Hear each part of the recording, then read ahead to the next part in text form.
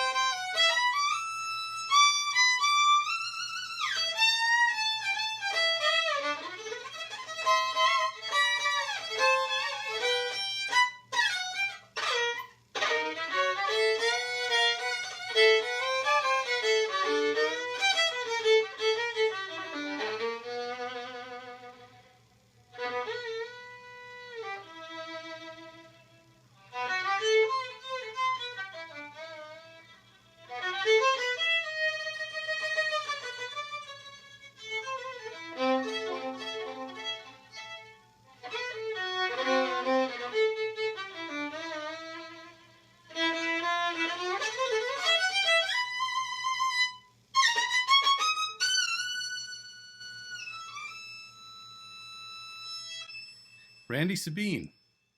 Again, always nervous about calling it a violin or a fiddle. I've at times understood the difference, but mainly I'm just worried I'm going to say violin when I should say fiddle, or fiddle when I should say violin, and then the violinist or the fiddler is going to come after me with his/her bow. So far, so good. The point is, that was lovely, Randy. Thank you. 1970 was a banner year for Gaylord Nelson and conservationists everywhere. Not only did Earth Day begin in 1970, another of the signature pieces of Gaylord Nelson's legacy became a reality that year as well, with the creation of the Apostle Islands National Lakeshore. Here to speak a bit about the connection between Gaylord Nelson, Earth Day, and the Apostle Islands is Jeff Rennicke, Executive Director of the Friends of the Apostle Islands and a longtime friend of the Big Top.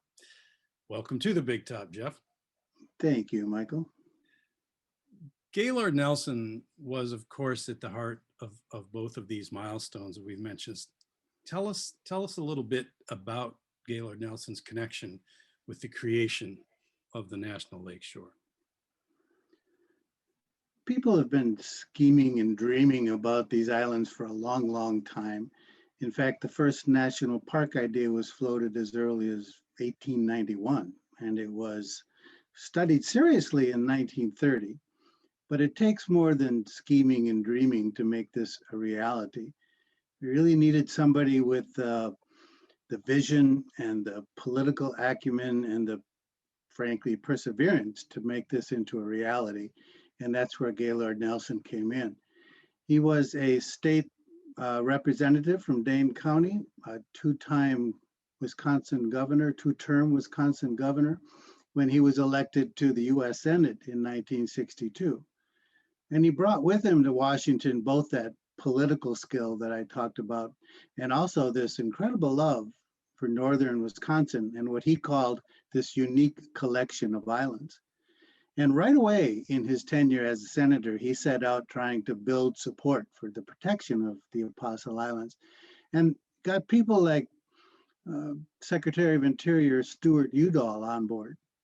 But he knew that to really make this happen, he had to reach the highest echelon of the administration. And that, strangely enough, or poetically enough, would happen because of a flock of sailboats on Schwamigan Bay. In September of 1963, President John F. Kennedy was on a nationwide conservation tour arranged by Gaylord Nelson and was flying from Duluth to Ashland to give a speech at the Ashland airport.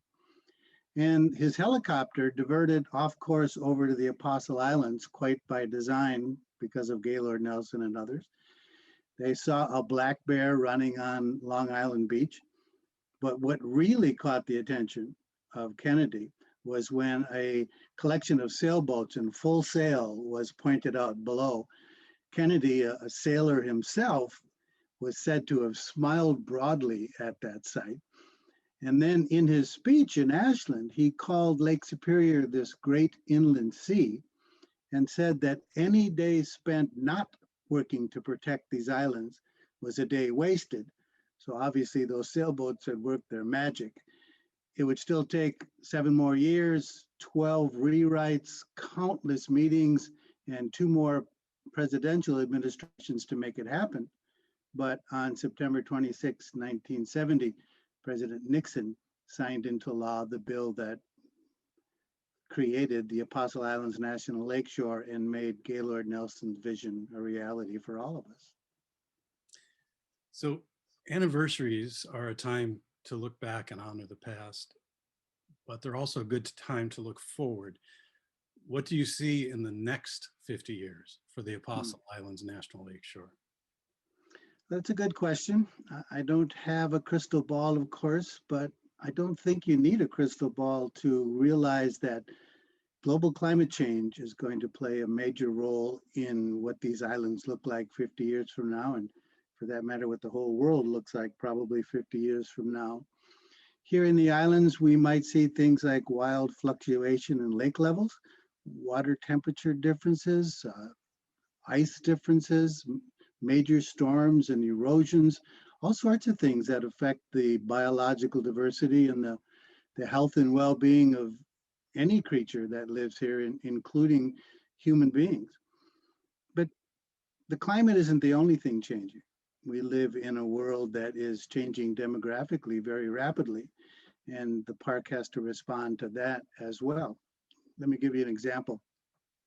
It's said now that 1 in 5 Americans have mobility issues, and that's a number that's simply going to go up as our population ages. And so we are right now working with the National Park Service on major accessibility projects, like at a ramp at Myers Beach, boardwalk on Sand Island, an accessible amphitheater at Stockton Island, all in an effort to make our park accessible to everybody.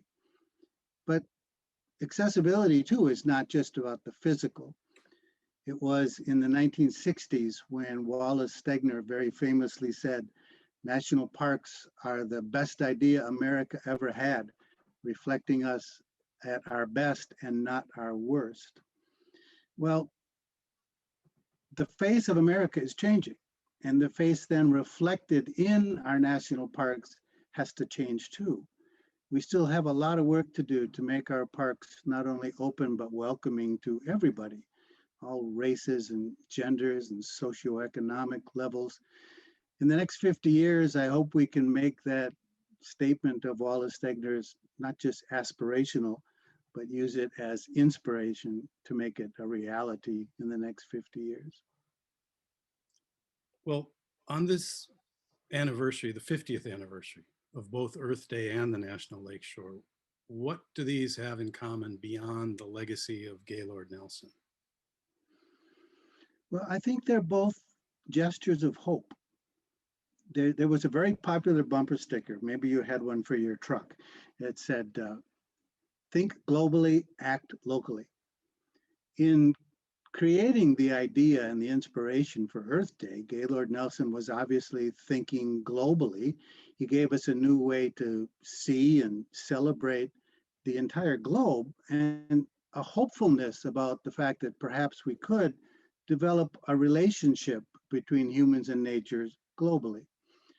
And in preserving the Apostle Islands, he helped us act locally to save one little spot of that planet where we could still walk the beaches and look at the lighthouses and sail the channels and develop kind of an individual hopefulness about our relationship with nature.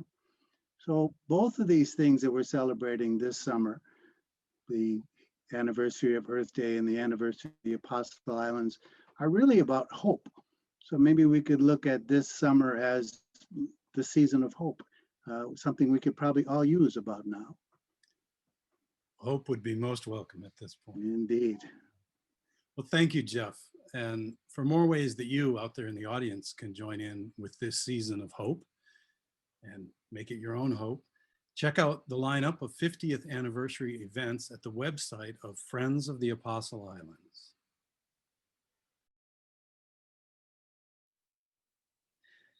If you've ever climbed to the top of the ski hill behind the Lake Superior Big Top Chautauqua tent, and I have, it's one of my favorite things to do before a show. Get load in finished, you do a sound check, and then I love to walk to the top of that hill and look down over that beautiful tent, and beyond the tent, those beautiful islands. Or if you've ever been out camping on the Apostle Islands and looked up at the stars, you know that the beauty of the Apostle Islands is not just about the earth, it is also about the sky. And here to talk about a project to celebrate and protect the dark skies over the Apostle Islands is photographer Mark Weller. Mark, how did you get involved with the Friends, and what is the backstory of photographing the Milky Way in the dark skies above the Apostle Islands? Hi, Michael. Good to see you again. Our story starts at the intersection of these two guys, Martin Hansen on the right and Gaylord Nelson on the left. Now, in the mid-1980s, I produced a documentary for public television, a biography on former Governor and Senator Gaylord Nelson, which led me to one of Gaylord's best friends, Martin Hansen. Martin and Gaylord's association goes back many, many years when President Kennedy came to inspect the Apostle Islands back in 1963, as the debate was underway to establish the National Lakeshore. Gaylord asked Martin, along with some other dignitaries, to assist the president in understanding how special this place is. That's Martin in the background between Senator Nelson and President John Kennedy. And some of the documentary was shot at Martin Hansen's home in the Chequamegon National Forest in southern Ashland County. And I had to notice that the sky in northern Wisconsin looked a whole lot better than the light polluted skies of southern Wisconsin. Now, on a parallel track, I got interested in astrophotography with some friends of mine in Madison. And we needed a dark sky location to photograph the Milky Way. And Martin Hansen offered his backyard, and From 2003 to 2008, we would make an annual trip to Martin's backyard to perfect our craft. So were you successful? Yeah. In 2008, we finally got a killer shot. Mission accomplished. Very indebted to the friendship and hospitality that Martin Hansen provided us. Going back to the days of working on the documentary with Gaylord Nelson in the 80s. In the fall of 2008, we gave Martin a print as a gift, as a thank you. But quite sadly, within a month of giving Martin Hansen his print of what the night sky looks like in his backyard, Martin passed away. So we had a history with the senator who authored the legislation to create the park, and Martin Hansen, who established and created the Friends of the Apostle Islands National Lakeshore. We wanted to honor our fallen friends. So we hatched this idea. We approached the Friends and the National Park Service to solicit their help in honoring Martin Hansen, and by reference, Gaylord Nelson, by producing a shot of the Milky Way behind one of the famous Apostle Islands lighthouses, showing off the beautiful and precious night skies. And then we would sell the prints and then donate all the proceeds to the Friends, who in turn support the park. So I'm going to ask a question that may sound silly if you come from where I come from, but is seeing the Milky Way special? Yeah, absolutely. Absolutely. 99% of the United States and Europe cannot see the Milky Way because of light pollution. So we are very fortunate to have the Apostle Islands National Lakeshore that is protected from massive light pollution, where here you can see the Milky Way. We are part of the 1%, and it is a dramatic view. So were you successful? Well, our adventure started 1 year after Martin's passing. We headed out to Outer Island, about 30 miles from Bayfield, in very dark sky country. And we spent about a week out there. We were very fortunate. We had clear skies, clear nights, and we captured this image titled "The Lights of Outer Island." Notice I used lights as a plural. So we were celebrating both the lighthouse, the iconic lighthouse there, and the Milky Way. Was the Lights of Outer Island the only lighthouse you photographed? Yeah, actually, our success on Outer Island led to an annual trip to the Apostles to capture the Milky Way at many of the other iconic lighthouses. Sand Island, with its beautiful brownstone construction, that rock was quarried right there on the islands. Raspberry Island, where the Milky Way just perfectly dissects the frame to make a delightful composition. Devil's Island, where we caught not only the Milky Way, but a fantastic example of air glow with its green sky nicely complementing the famous red eye of the lighthouse. And Michigan Island, which is the oldest of the lighthouses in the Apostle Islands, dating back to 1856. Well, this amounts to an impressive body of work. And I have to wonder, did you do it all yourself? Yeah, no, of course not. I've had several gifted photographers and editors lending their time and talent to these efforts. In the early days, I partnered with John Rummel and his daughter, Andrea, along with my son.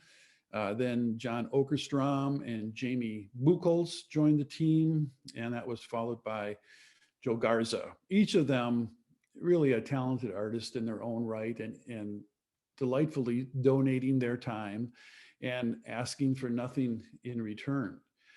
And additionally, after we completed the Lighthouse Milky Way images, we returned to the island each year to continue the project and continue to sell these images as a fundraiser for the Friends.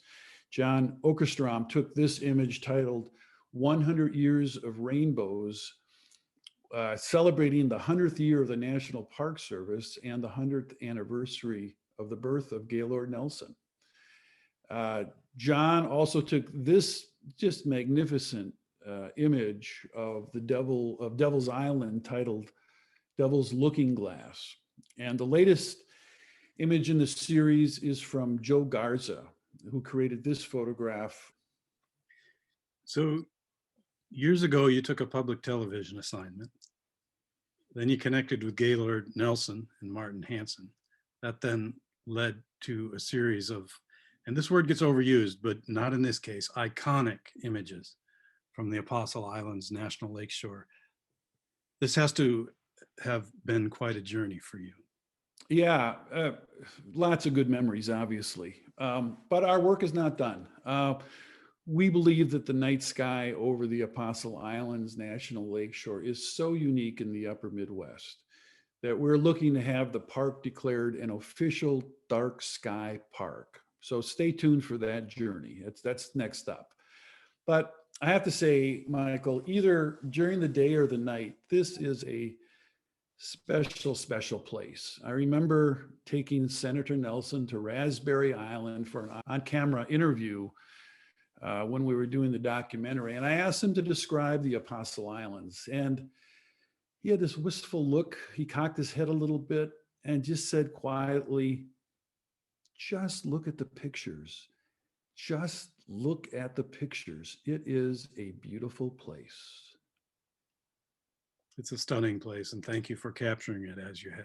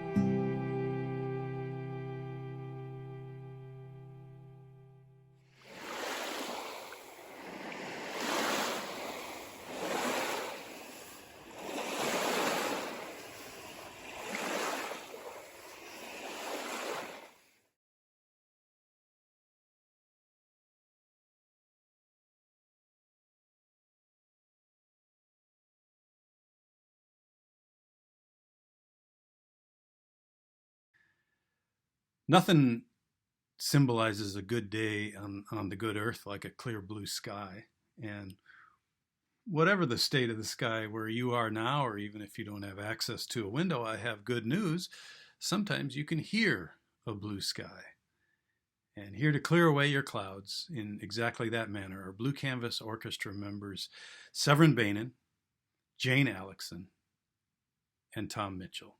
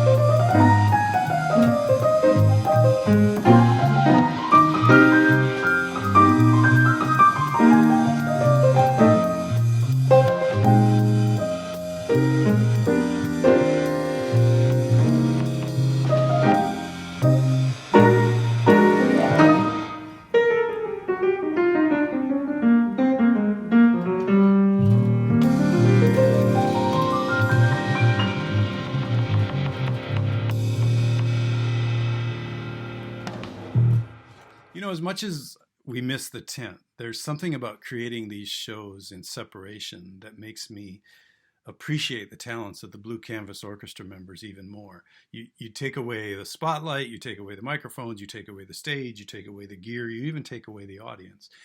And what you're left with is a chance to discover that at base, what you just have is a bunch of fabulously talented musicians. So it's a pleasure to share them with you, even via these electrons. Well, folks, hands up. Who would like to go to Maui about right now? Actually, I think any of us would be happy to go anywhere. Maui, Minong, Mellon, whatever you got with an M would be fine. So I'm going to turn things over to Jack Gunderson. He went outside with his phone and he recorded a song about sailing down to Maui. And he says to really understand the song, you have to imagine that you're surrounded by a bunch of smelly sailors who've been locked on a ship for a long, long time. Again, similar to the situation many of us find ourselves in. And probably the only respite you're going to get on this trip is singing along with your fellow sailors. So if you'd like, I'm told that the chorus is rolling down to old Maui, me boys, rolling down to old Maui. We're homeward bound from the Arctic ground, rolling down to old Maui. So let's all sing along with Jack.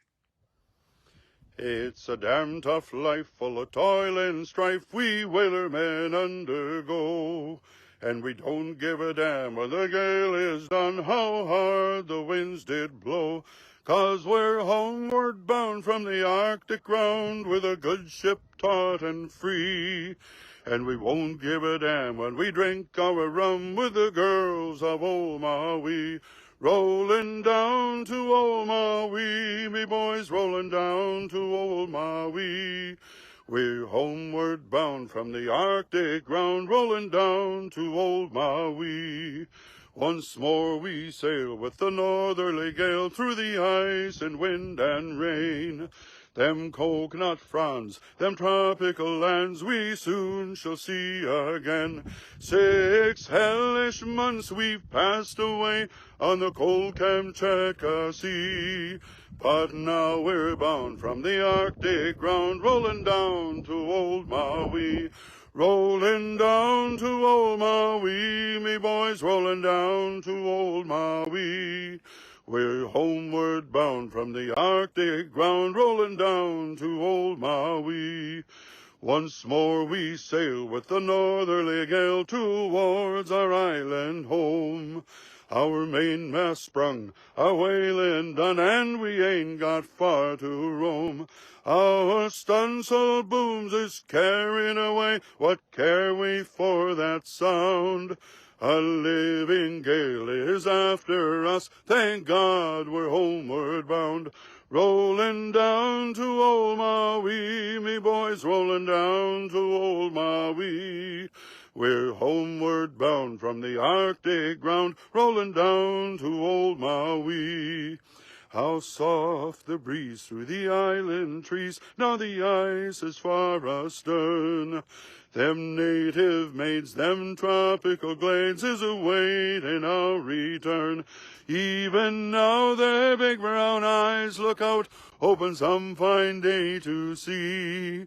Our baggy sails running for the gales, rolling down to old Maui. Rolling down to old Maui, me boys, rolling down to old Maui.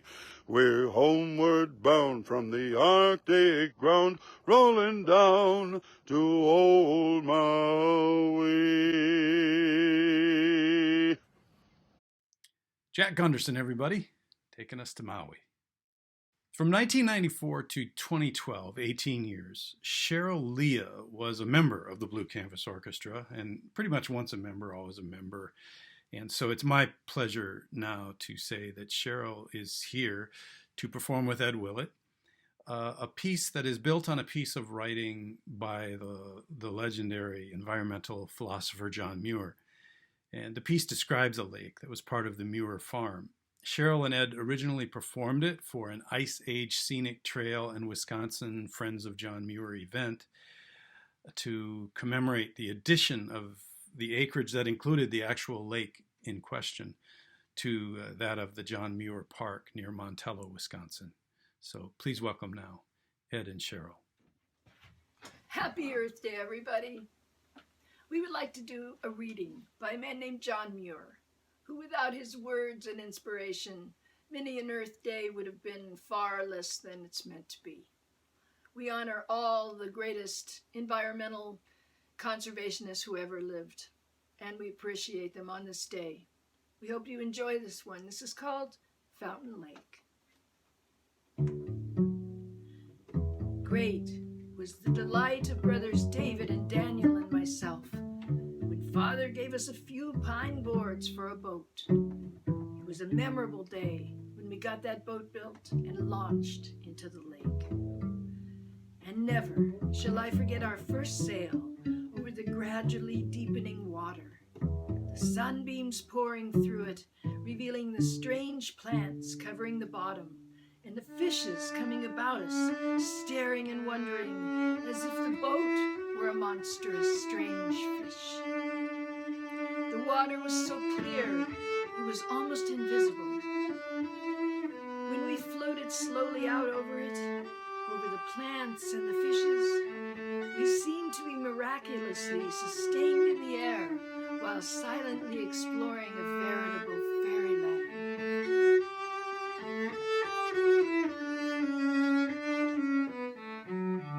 Our beautiful lake, named Fountain Lake by Father, but Muir's Lake by the neighbors, is one of the many small glacier lakes that adorn the Wisconsin landscapes.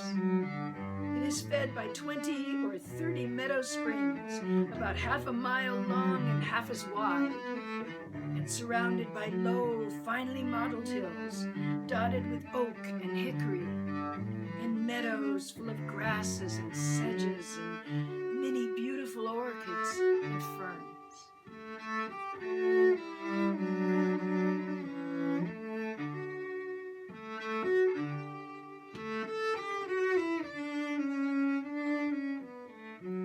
First, there's a zone of green, shining rushes.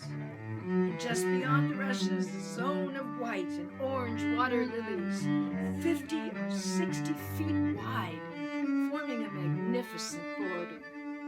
On bright days, when the lake was rippled by the breezes, the lilies and sun-spangles danced together in radiant beauty, and it became difficult to discriminate between them. On Sundays, after or before chores and sermons and Bible lessons, we drifted about that lake for hours, especially in lily time, getting finest lessons and sermons from the water and the flowers, the ducks, fishes, and muskrats.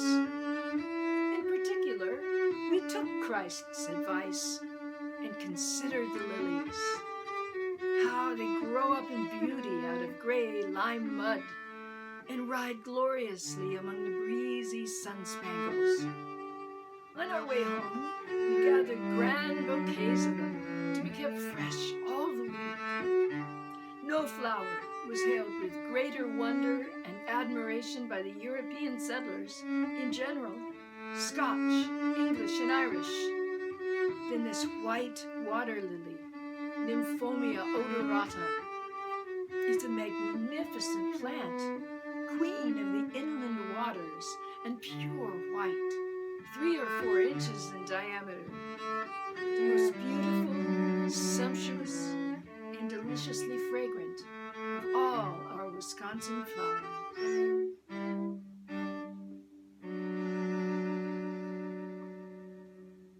No lily garden in civilization could ever compare with our lake garden.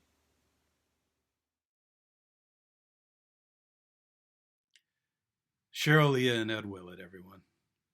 Lucky to have them in the circle. So, if you've ever come to the Big Top and seen Tom Mitchell perform, you know he's always willing to go that extra mile to entertain. And today is no exception. In the following video, Tom will,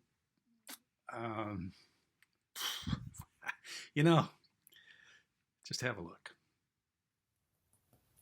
Hello, I'm Tom Mitchell.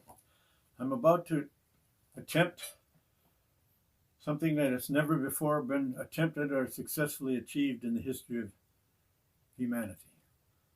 I'm going to play a harmonica, chugging rhythmic train solo while brushing a fine-haired dog. Ready?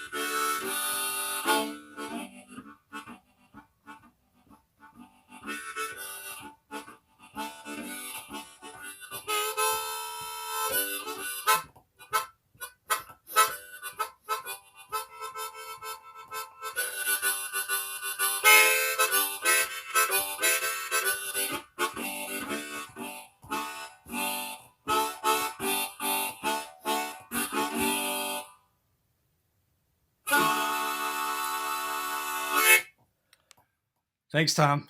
I think a special thank you also to Brady, who was the dog not harmed in that sketch, but I don't know that he signed any waivers either. Our next guest is Tia Nelson, and I could introduce her and put her in context, but she does a lovely job of that herself. So let us now just go directly to my interview with Tia Nelson. It's my pleasure now to welcome Tia Nelson. And rather than do the long and expected introduction myself, I would just like to say, first of all, welcome, Tia. It's terrific to see you. And let Tia herself explain why we would speak with her this particular week and this particular year. Well, April 22nd, 2020 is the 50th anniversary of Earth Day. Hard even for me to believe. And my father, Gaylord Nelson, former Wisconsin governor and United States Senator, was the founder of Earth Day, an event that turned out to be successful beyond his wildest dreams. And I am doing everything I can to honor his legacy. And I feel a great sense of duty to tell his story and hopefully give young people today a sense of inspiration about how they can make a difference in protecting the environment. And so I've been working to promote a film at the Outrider Foundation and to build bridges to a brighter by helping tell an inspiring story that's of course very personal to me, but it's also my life's work, you know. I think part of that personal story for you obviously springs from your father, and then now you have your own body of work in that area. How much of that also springs from the time that you spent up in the Bayfield and Washburn area and the Mellon area back in the day? Can you speak to that a little bit? Yeah, sure. You know, very much. My father was often asked, you know, how he came to be a conservationist and environmentalist, and he would tell stories. He was an extraordinary raconteur, and he would tell stories about growing up in Clear Lake. And he would often say that his affection for nature came through the process of osmosis. And I think for me, it was very similar. And my experiences in the North Woods of Wisconsin as a child, vacationing there with my parents, visiting Martin and Louis Hansen's property off the Brunsweiler River outside of Mellon, left a big impression on me. They were magnificent days of childhood play in nature, but also magnificent evenings of rancorous political debate among you know, really some of the leading figures in Wisconsin and American politics. And the memories are quite remarkable. It wasn't until later in life, when I was 18, I lucked out in a big way, and I got hired as a fisheries technician by the Wisconsin Department of Natural Resources out of the Bayfield office. And so I was the first woman to work the hack noise, which is a gillnet tug that is docked to this day in downtown Bayfield.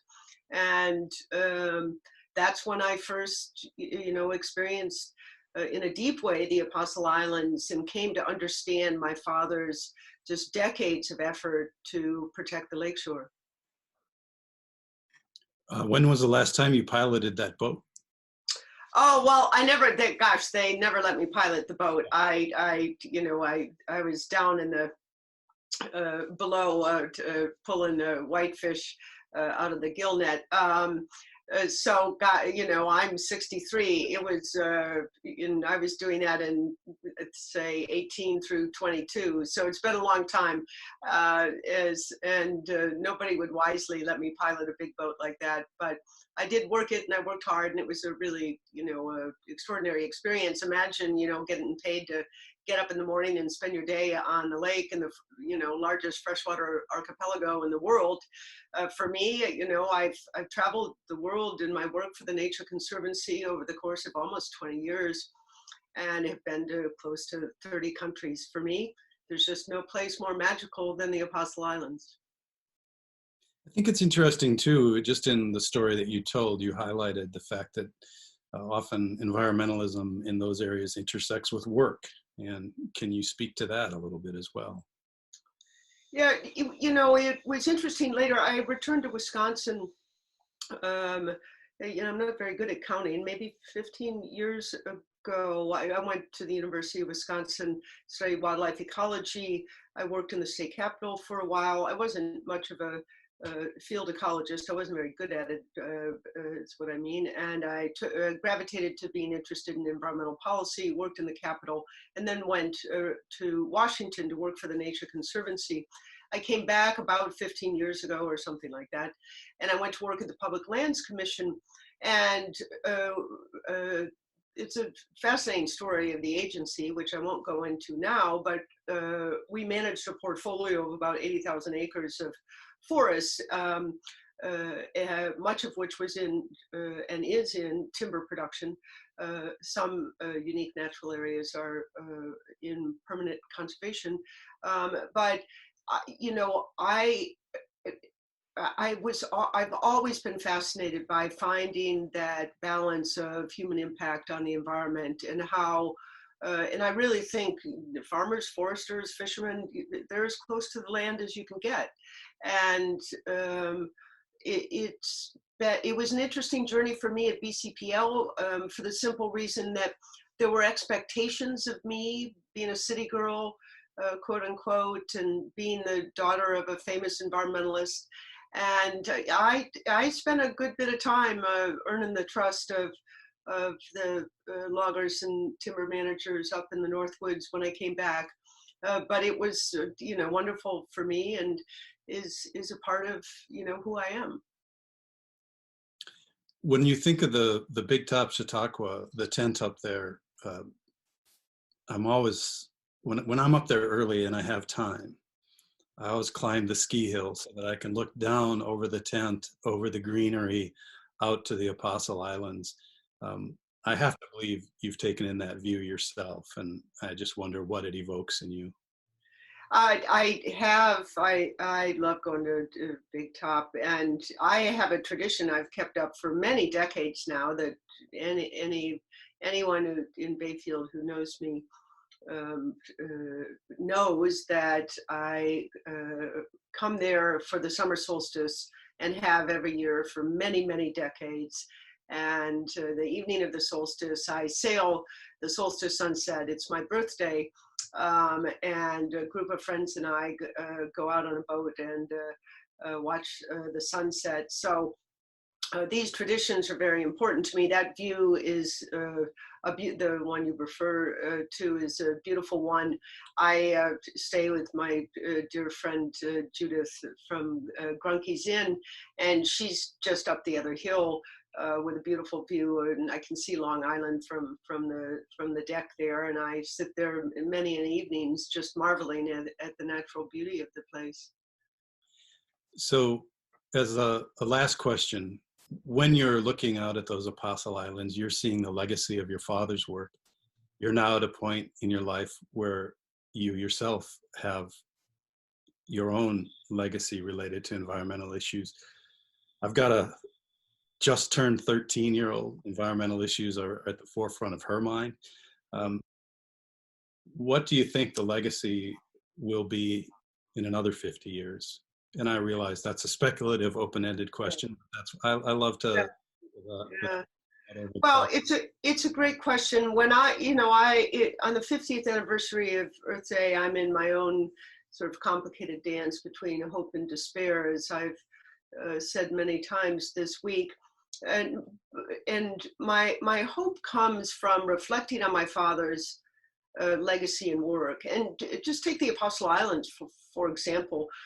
That was a very difficult journey for him. And Bud Jordahl, who played a critical role in crafting and drafting that legislation, told me that I think they had to rewrite that a dozen times. It took, I think, close to 7 years to get it adopted. My father faced a lot of challenges, defeats and setbacks, but he never gave up. And I know through his example of his life that individual action matters and that you can make a difference.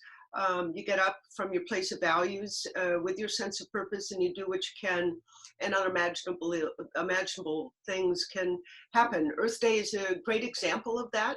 And so I just have to, I hold on to with a great sense of sort of personal love and affection to my father's story, but also just having observed all of my life, someone just get up in the morning and do what was good and right and important to them, and know that great things can come of that.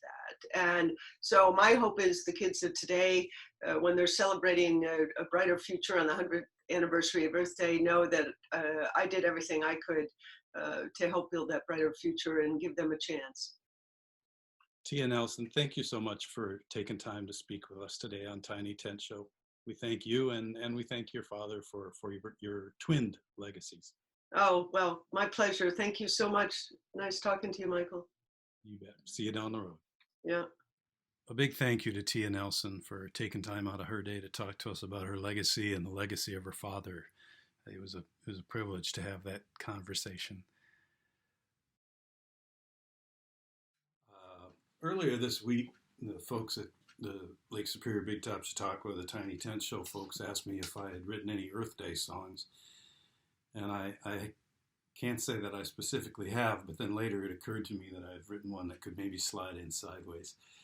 This song is called Shaman Girl, and I wrote it about the day I met my wife. She was walking down the sidewalk of a small Wisconsin town holding the hand of a little girl that would become my beloved given daughter. The song takes us all the way through to the point where we proposed to each other during the clarinet solo of Yes Sir, That's My Baby, while sitting in Preservation Hall in New Orleans. But in between, there's a couple of verses I wrote while I was on a whitewater rafting trip down the Grand Canyon. And I took that trip with a group of people who believe that the earth is 6,000 years old. And we don't agree about that. But we did both agree that we love the earth, and that was a beautiful trip. So here's my kind of Earth Day song, Shaman Girl.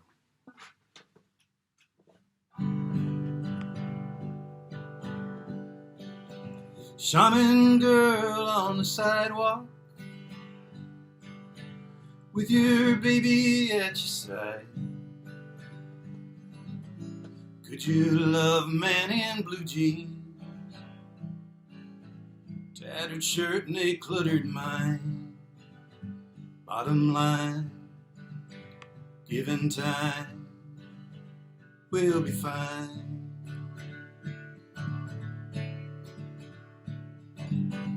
I am staring at the canyon, I am bringing you to mind. I am looking for an answer, I see rocks and sky and time, and I find as a raven flies, so do I. Hey, baby, I am straight 3/4 time. Hey, baby, I can be deaf, dumb, and blind, but I fly, how I fly, how I fly. A true line, yeah, I walk the line.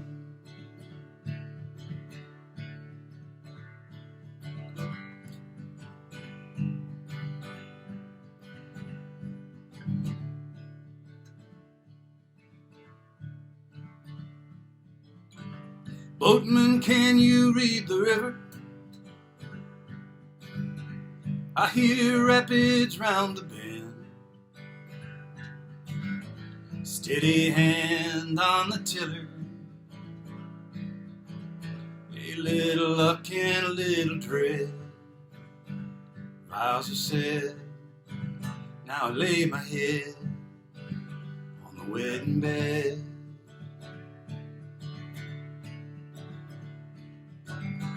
Should I grow to be an old man,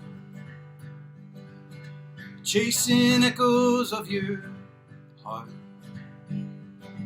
I close my eyes and see us walking in New Orleans after dark.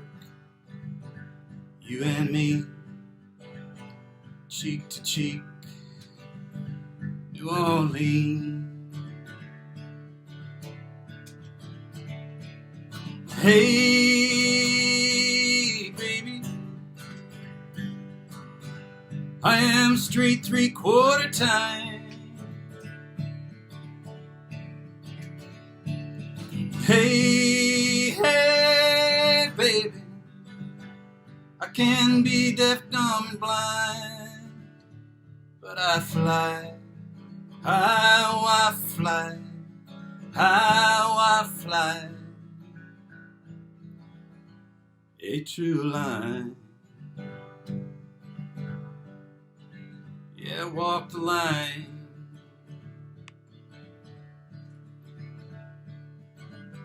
Shaman Girl is on my doorstep with her baby at her side. She is thinking she could love me, my tattered shirt and my cluttered mind. Bottom line, given time, we'll be fine.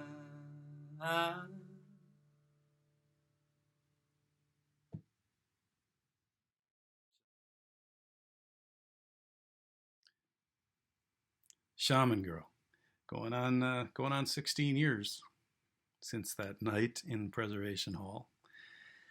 So our next guest is not just a friend of the tent, she's part of the tent family, part of the Blue Canvas Orchestra family, here tonight to sing a song by Joni Mitchell, Yasmin. Hey everybody, good to see you all again.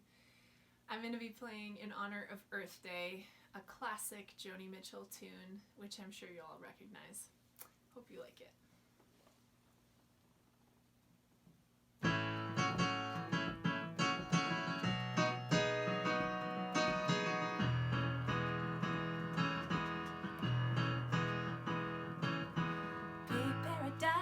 Put up a parking lot with a big hotel, a boutique, and a swinging hot spot. Don't it always seem to go that you don't know what you've got till it's gone? Pay paradise, put up a parking lot. Shoo, take all the trees, put them in a tree museum. And you charge the people $1.50 just to see 'em. Don't it always seem to go that you don't know what you've got till it's gone? Pay paradise, put up a parking lot. Shoo, hey farmer, farmer, put away the DDT now.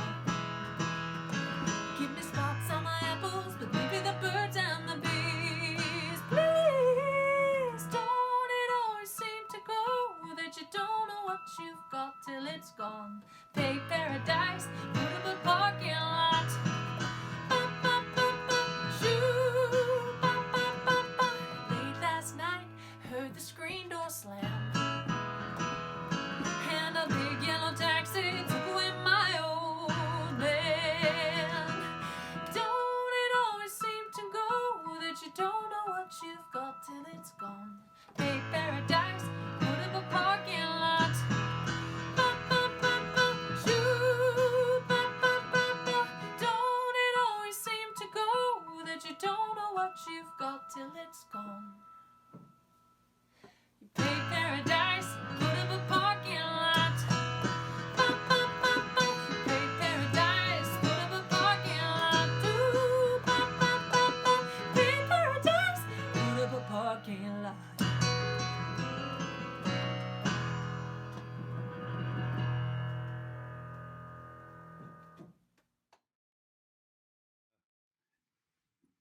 Yasmin, everyone.